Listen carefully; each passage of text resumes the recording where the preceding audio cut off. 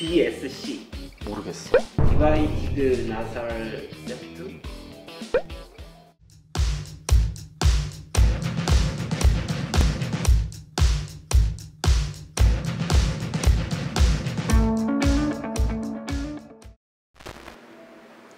안녕하세요. 다음 성형외과 대표원장 김대현입니다. 의학 용어라고 할까요? 약어들도 좀 있더라고. 그런 거 혹시 원장님은 얼마나 아시는지 저도 궁금해서. 근데 그 약어가 뭐 거의 우리가 지금 쓰는 거면 거의 비슷비슷할 거고 점점 기억력이 떨어지니까 기억을 못할 수는 있겠죠. 나도 이거 오래돼가지고 한번 들어봅시다. FTSG FTSG? 이게 진피를 이용해서 피부 이식을 하는 건데 풀 시크니스 스킨 그래프트? 와, 이거 아시네요. 이거는 성형외과 거니까요. 아 맨날 하던 건데 이건 어떤 거냐면 보통 화상을 심하게 입거나 여름에 되게 많은데 뭐 오토바이를 타고 가다 넘어졌다, 근데 아스팔트에 쫙 끌렸다, 근데 피부가 다 없어졌다, 구축이 올 것 같거나 다른 문제점이 있을 것 같을 때 얇은 피부로 피부 이식을 했었을 때 그때 FTSG를 많이 쓰죠. 관절이나 이런 데도 그렇고. LIPO LIPO면 라이포잖아. 라이포 석션이지 뭐, 지방흡입. 원장님 많이 하시는 거라서 제가 한번 TCFR TCFR, 트랜스 컨젝티브 팻 리포지션이니까 뭐냐, 한글로 하면 눈밑 지방 재배치? 눈밑 지방 제거예요. 그거는 R은 리무벌로 쓸 때 보통 리포지션이거든. 일반적으로 TCFR이라고 하면 트랜스 컨젝티브 팻 리포지션이거든. 그러니까 리무벌은 옛날에는 많이 했어. 근데 요즘에는 별로. 제거만 해서는 이뻐지지 않으니까 리포지션을 해야 되거든. 그치? 똑같은 R이니까 헷갈리긴 할 거야. 리포지션과 리무벌이니까. PAL 근데 PAL은 약어는 아니고 우리가 그냥 보통 책에서 지칭하거나 하는 그런 구조물인데, 포스테리어 어리큘라 리가멘트라 그래가지고 귀 뒤쪽과 약간 아래쪽, 그러니까 보통 우리가 엘라스틱금을 이용해서 이제 턱선을 만들어줄 때 고정하는 고정점의 하나인데, 사실 일반적으로 많이 쓰는 약어까지는 아니니까 성형외과에서도 리프팅 하시는 선생님들만 아시는 정도일 거라고 생각합니다. 이건 제가 전에 촬영 준비할 때 봤던 거라서 저도 한번 아는 척 해보고 싶어서. DNS DNS?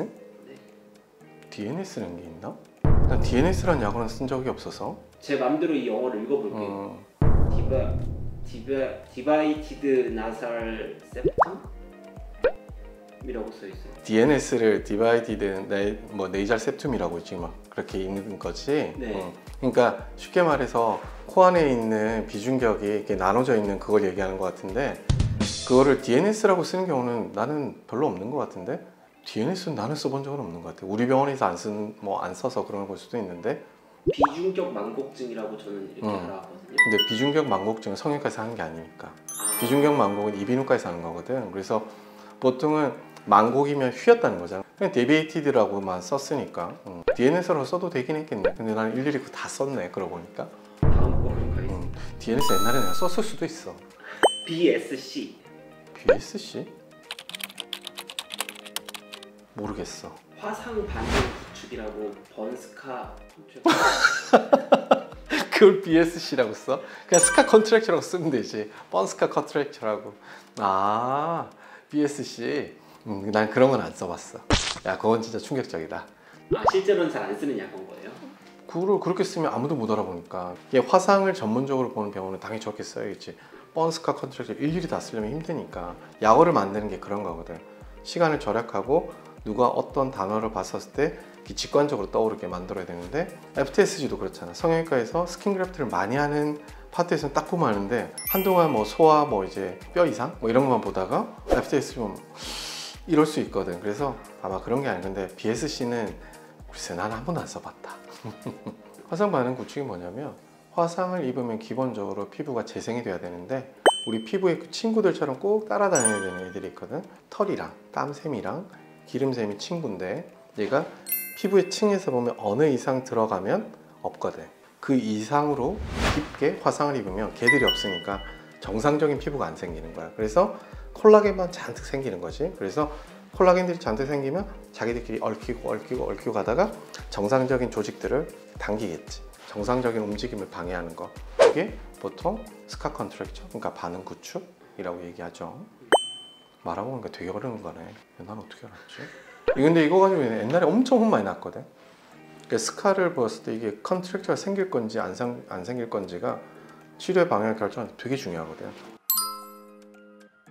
NBF는 네이잘본 프랙처겠지 뭐. 이거는 자주 쓰는 거니까. 코뼈 진짜 자주 부러져서 오시거든. 대학병원에 있을 때 다소형외과 오시니까. SOOF. 뭐 서브 올비큘라리스 오큘라이페, 눈 둘레근이 영어로 올비큘라리스 오큘라이거든. 이게 보통 여기 얼굴 이렇게 쳐졌을 때 이게 숲이 떨어졌다고 보통 얘기하거든. 그래서 얘를 올려주는 게 중안면 거상이거든. 루프가 위에 건데 항상 숲이 위에 거라고 해서 그 시험 문제도 있거든. 그 맨날 헷갈렸어. 이것도 성형외과에 뭐 맞는지 모르겠는데 TAL. TAL? 그거 모르겠다. 아킬레스건 연장술, 텐던 오브 아킬레스 랭스니. 이건 정형외과잖아. 아킬레스는 무릎 아래쪽이잖아. 무릎 아래쪽은 아니에요. 다행이다. 근데 한글이 없지. 다 그게 뭐지? 서양 사람들이 만든 거니까. 뭐 라틴어도 많다고 하죠. 그럼 처음에 어원들은 다 라틴어. 고대 그리스에서부터 쓰던 말이고. 뭔가를 만들다, 손으로 뭐 이렇게 주물럭거리다, 뭐 그런 데서 나온 말이니까. 마지막입니다. ICD. 그 인터칸탈 디스턴스 얘기한 거구나. 오, 맞아요. 그래, 눈 이거 거리 얘기하는 거잖아. 근데 그 ICD라는 말 안 써. 당연히 뭐 약으로도 쓰는데 우선은 그려야 돼. 왜냐면 이거는 서로 실수할 수 있거든. 내가 누호의 중간에서 시작하는 사람들도 있고, 보니까 원래 정해진 거는 몽고주름이 있는 사람 기준도 있고 몽고주름이 없는 사람 기준도 있잖아. 그래서 이게 하기가 되게 힘들더라고. 그래서 이게 보통 우리가 눈 사이 거리를 아예 재는 기계도 따로 있거든. ICD는 그 사실은 로컬에서는 쓸 일이 없지. 대학병원에서 이거 그런 거 눈뼈 부러진 사람한테는 쓰는 거니까. 야, 이제 좀 똑똑한 것처럼 편집 좀 잘해줘. 네. 너 또 이것도 넣지 마. 제발 똑똑한 것 좀 편집 좀 잘해줘. 그러니까 저렇게 막 협상 시도했다 그렇게 하지 마. 처음에 듣고는 난이도가 중한데 했는데 갑자기 뒤로 갈수록 그런 말 했었나? 그래서 약간 왔다 갔다 평균하면 한 중간 정도? 생각보다 많이 못 맞춘 것 같아서 좀 부끄럽기도 하고 예전 생각도 나고 좀 그랬습니다. 나 예전에 이런 걸 들었었는데 좀 자세히 알고 싶다 이런 거 있으시면 댓글 남겨주시면 제가 아는 한도 내에서 최대한 자세히 한번 설명드리겠습니다. 감사합니다.